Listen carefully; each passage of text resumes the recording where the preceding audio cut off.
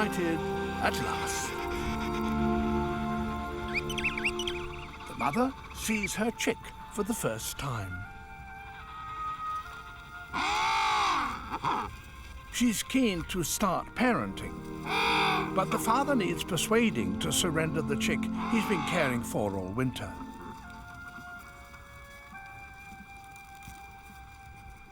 He must now put his chick at risk.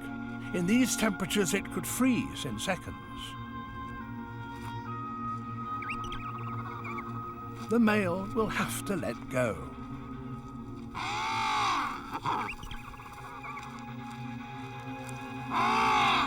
Eventually, the transfer to the mother is safely made.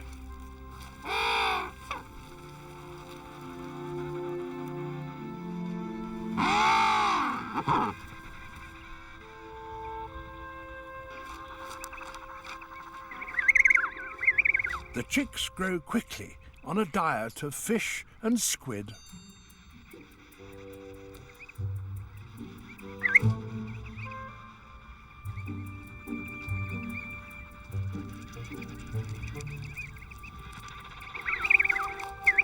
Soon they're keen to explore, always with mother in tow.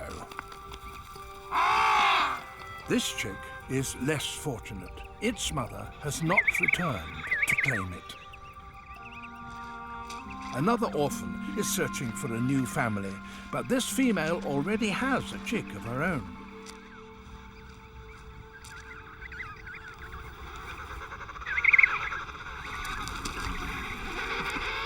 Some orphans receive too much mothering from penguins whose own chicks have not survived. The urge to parent is so strong that they will compete with one another to adopt any chick they find.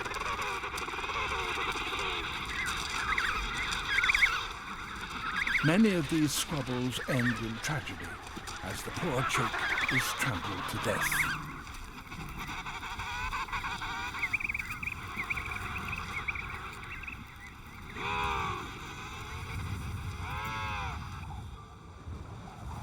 Those chicks that do have parents quickly learn survival skills. Even in spring, they must huddle together for warmth, just as their fathers did in the depths of winter. A group of chicks has got lost in the blizzard.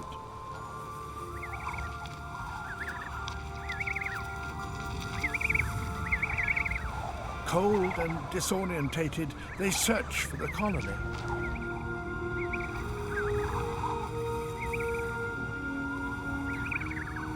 It will not be long before the storm claims its first victims.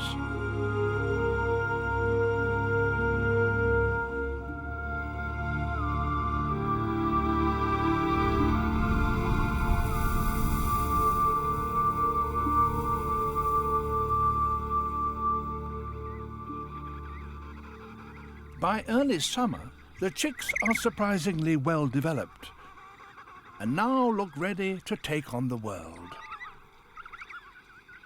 Those that survive their first year have the best possible start in life, thanks to the extraordinary hardships endured by their parents. Parents who battled with the Antarctic winter and won.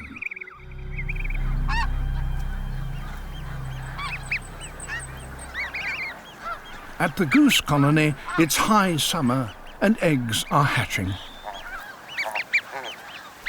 The young all emerge within a day or two, a marvel of timing. The colony is now home to 1 million goslings.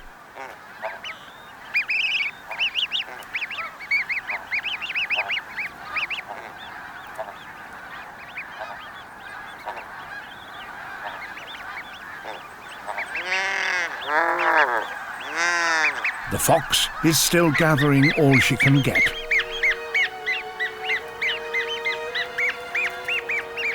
Sometimes one mouth simply isn't enough.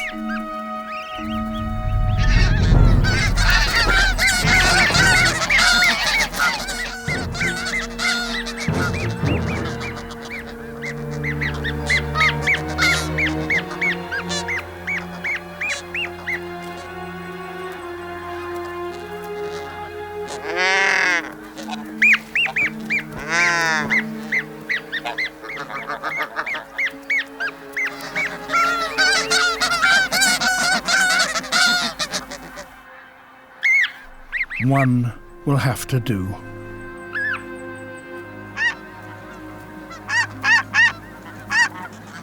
Not all food is stored. Some is needed right now. She has 7 hungry cubs to feed.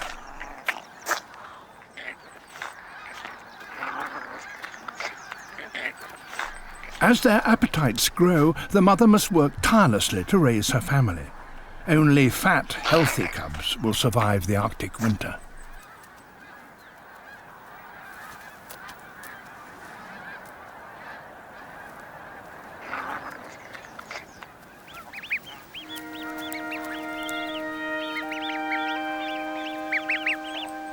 The vast majority of the goslings are still flourishing.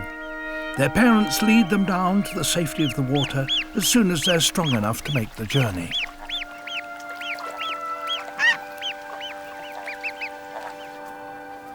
For the foxes, boom time has come to an end. But the mother has given her cubs the best possible start in life.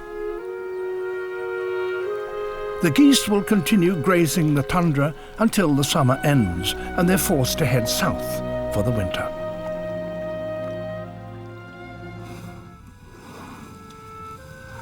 The cats are hungry and the elephants seem to sense it.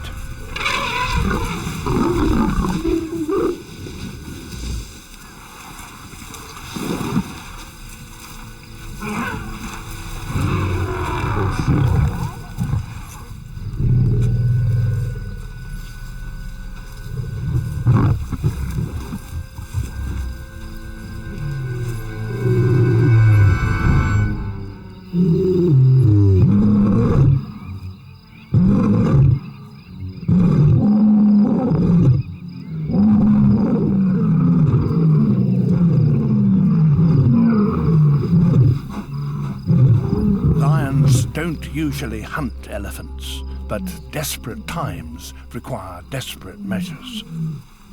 This herd contains calves, easier targets. But how to reach them?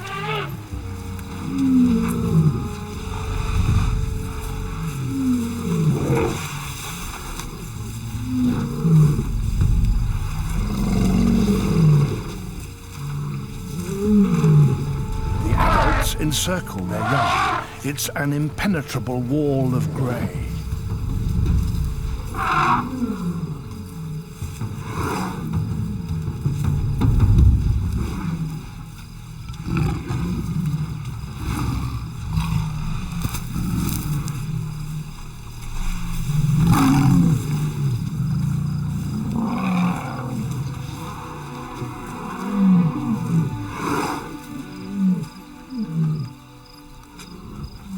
A few exhausted stragglers are still arriving.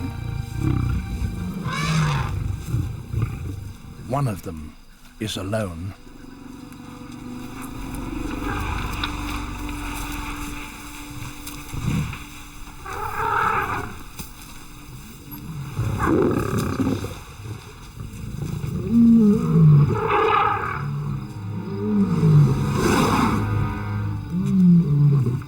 But it's too big for the lions to tackle.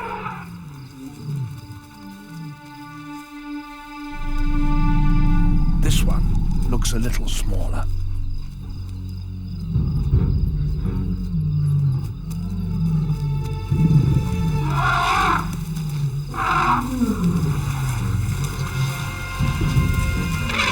A solitary lion stands no chance, but the whole pride is here. There are 30 of them, and they're specialist elephant hunters.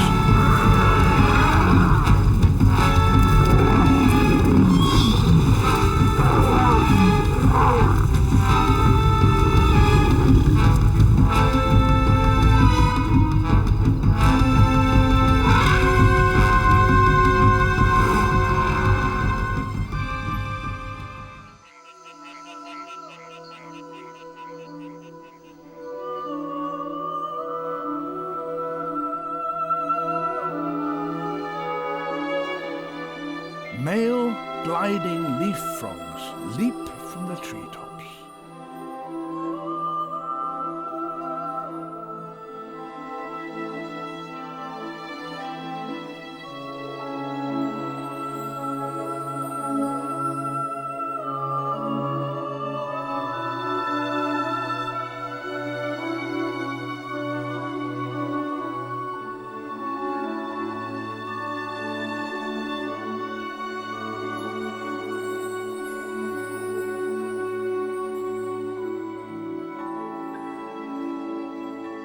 To slow their descent, they use their huge webbed feet as parachutes.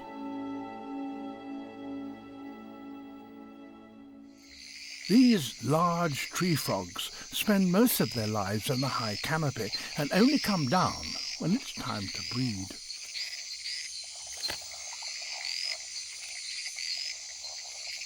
Once settled, they begin to serenade their unseen females.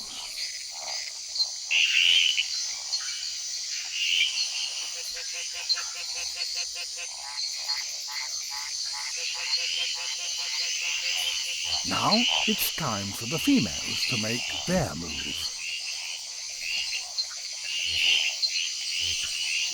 There's no shortage of suitors, but this female has already made her choice. She's heading towards the loudest call because loud calls come from big frogs, and big is best. But to reach him, she must run the gauntlet of a gang of smaller suitors. Their only chance of mating is to make a sneaky interception.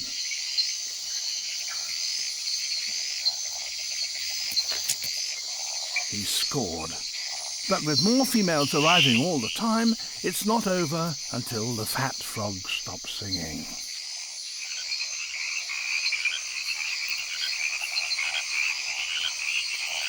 Feet, so vital for gliding, are now put to other uses.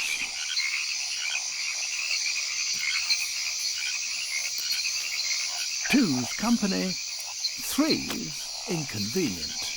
But in any case, all male frogs are equipped with dry thumbs, which enable them to get a vice-like grip on their moist partners. It's a case of first come, first served.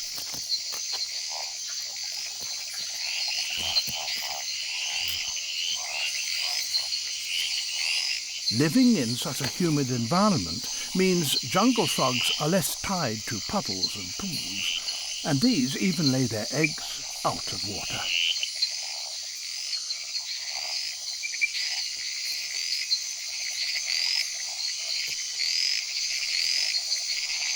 There's little chance of them drying out, and up here they're safer from predators. In Western Australia, these dolphins have taken on an even tougher challenge. The fish have taken refuge close to the beach, where the water is only a few centimetres deep. Tail slapping is a method dolphins often use to stun their prey, but it doesn't seem to work here.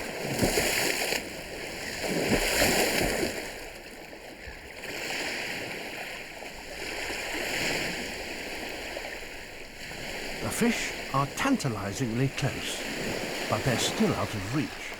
So the dolphins try another technique. Vigorously pumping their tails, they work up some speed. And then they hydroplane.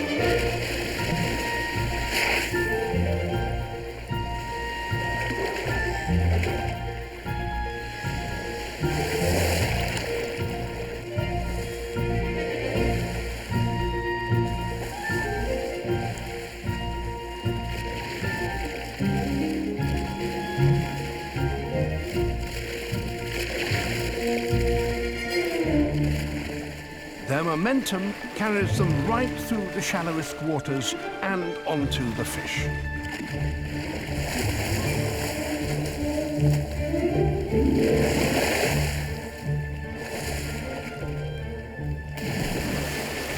Now they're in real danger of being stranded, but fortune favors the brave.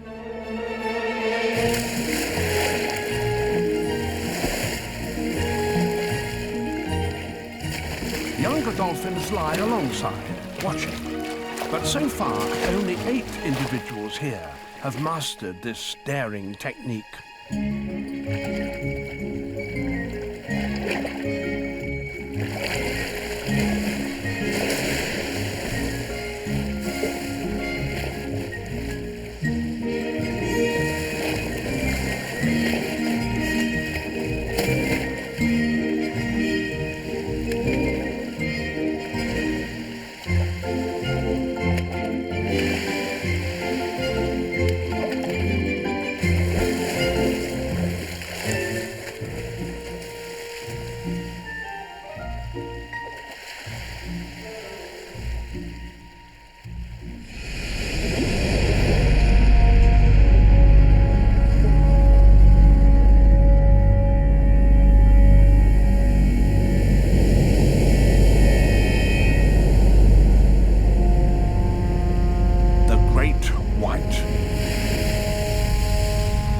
Largest predatory fish on the planet.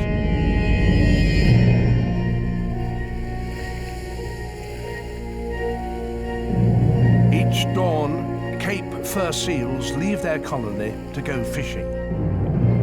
To reach the open sea, they must cross a narrow strip of water, and that is patrolled by great whites.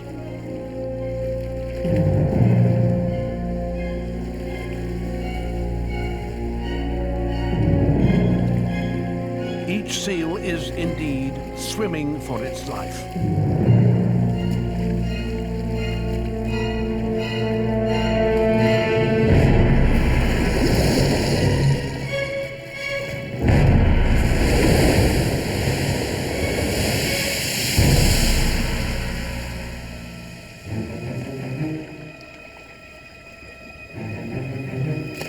The shark relies on surprise.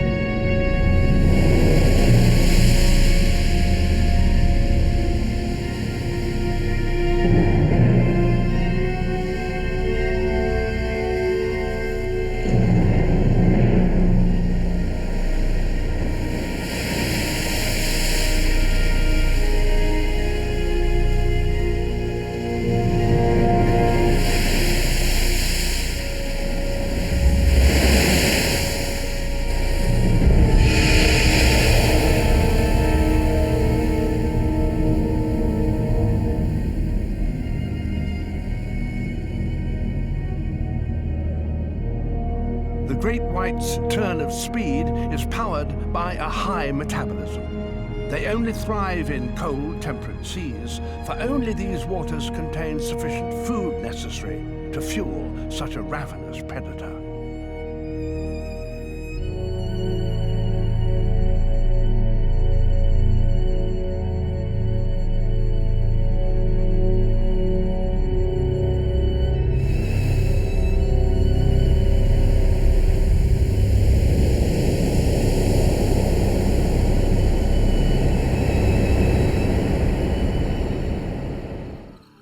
After 17 years underground, creatures are stirring.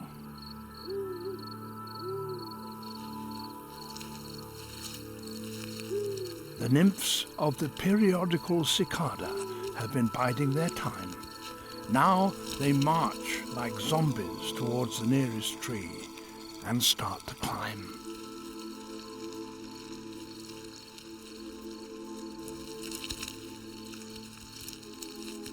At first, there are merely thousands, but soon more than 1 billion swarm all over the forest. The biggest insect emergence on the planet is underway.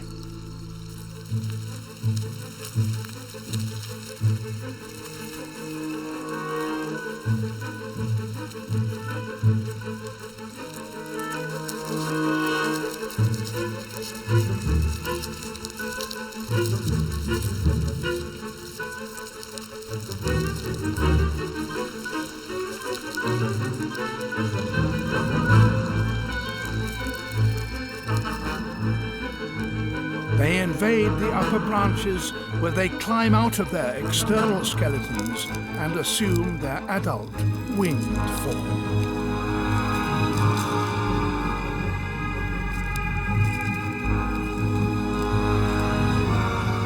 At first, they're white and soft, but they have until dawn to complete their transformation.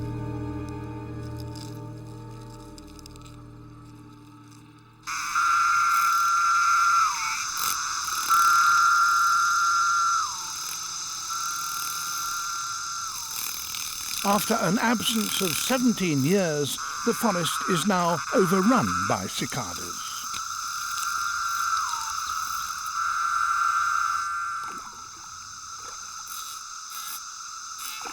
The adults are clumsy and very edible.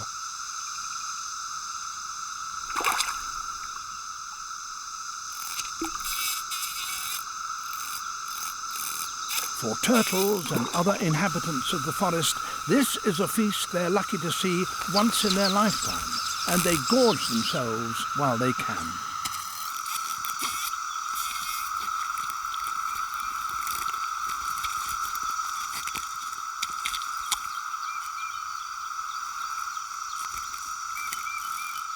Times have never been so good.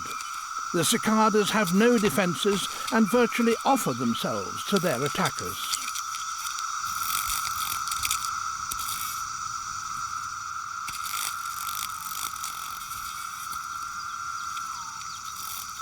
The stream of insects is so relentless that soon all the predators are full to the point of bursting.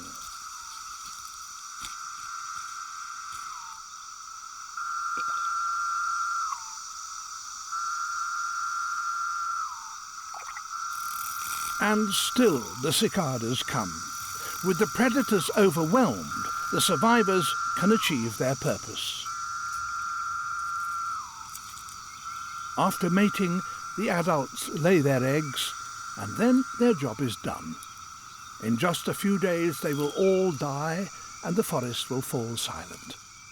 The cicadas here will not be heard again for another 17 years.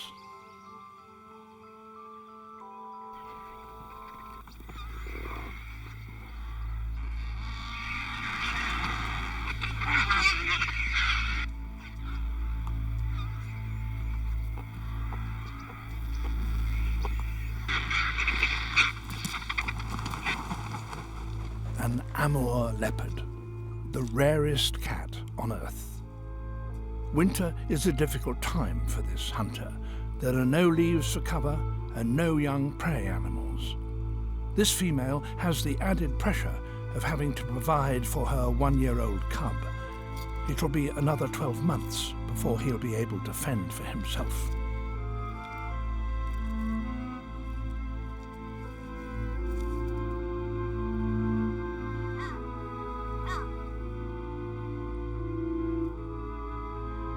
Bickering vultures have abandoned the carcass. It's a valuable discovery for the leopards.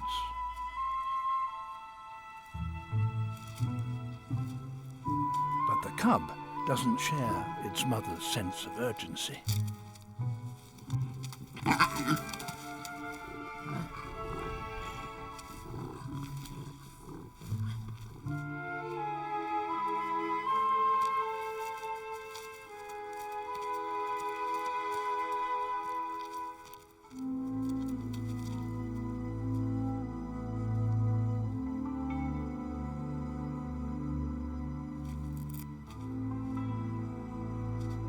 The vultures have left behind plenty of good meat, but it's stiff with frost.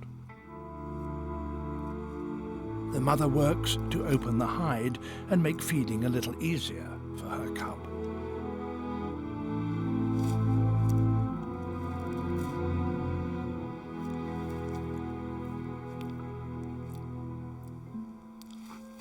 There are only 40 Amur leopards left in the wild.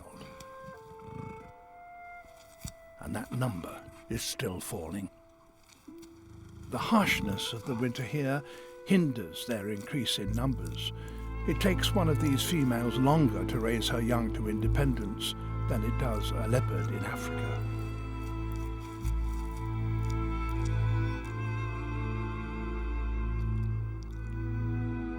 If the mother can sustain her cub for a few more weeks, spring will bring an increase in prey and her task will lighten.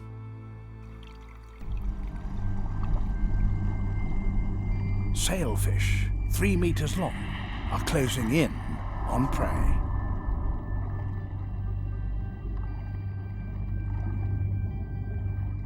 They will only use just enough energy to make their kill, never wasting a fin stroke.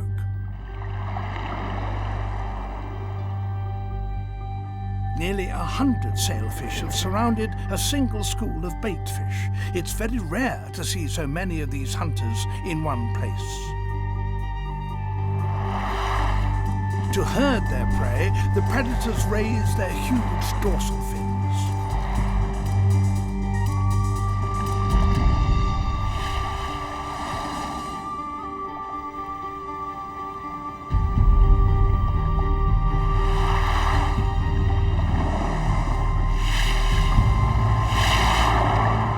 A mistimed strike by one sailfish could fatally damage another, but each continually changes its colour from blue to striped to black. That warns its companions of its intentions and also confuses the prey. As the shoal is driven nearer the surface, it comes within the range of the seabirds.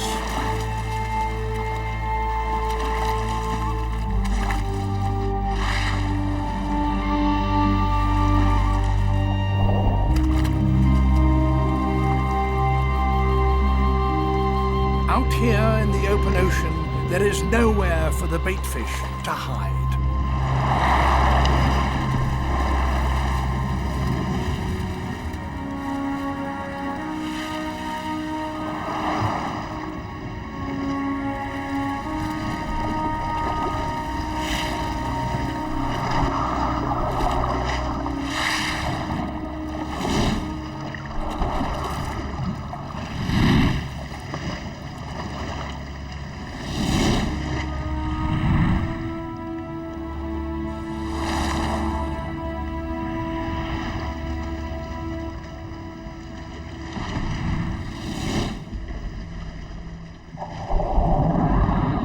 Sailfish live a high-octane life. To survive, they must find prey daily, so their entire existence will be spent on the move.